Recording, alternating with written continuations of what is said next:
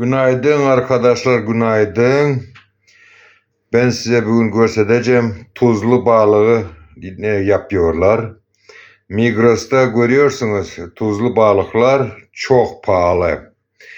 Tuzlu balık Avrupa mutfağında, Rusya'da, Belarusya'da, Ukrayna'da yiyorlar bunu tuzlu. Bu tuzlama için bunu ozalınan beyaz sirke lazım. Ne bula beyaz sirke. Beyaz sirkeyle alıyorsunuz. Tuzladınız mı beyaz sirke, tuz, su. Su çok lazım değil.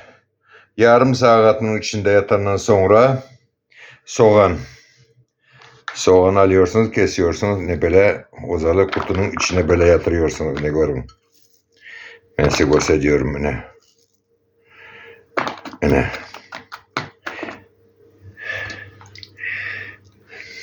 Koyuluyor içine. Ne böyle. Ne böyle. Ne böyle. Ne böyle. Hadi bunun üstüne de bunu. Soğan çok olmalı. Soğan çok olsa iyi oluyor. Tatlı oluyor. Tatlı oluyor. Soğanlı tatlı oluyor. Bunları da yatırıyorsunuz içine. Böyle. Ne?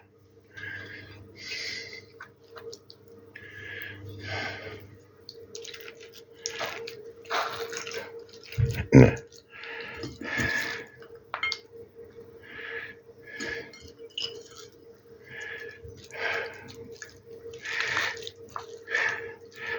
Kapağını son kapatmalı.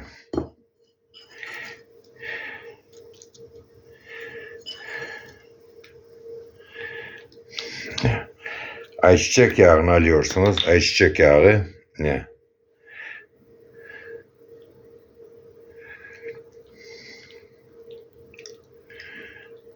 Ne?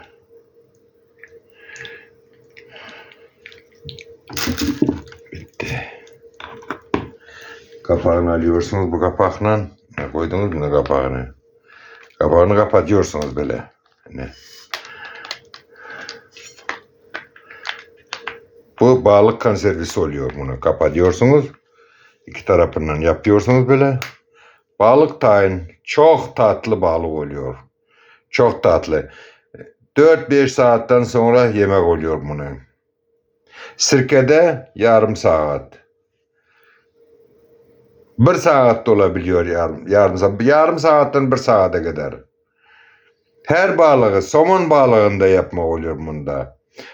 Skumbriyede, stavritte, skumbriyede, bu skumbri. Sonra her balığı tuzlamak oluyor.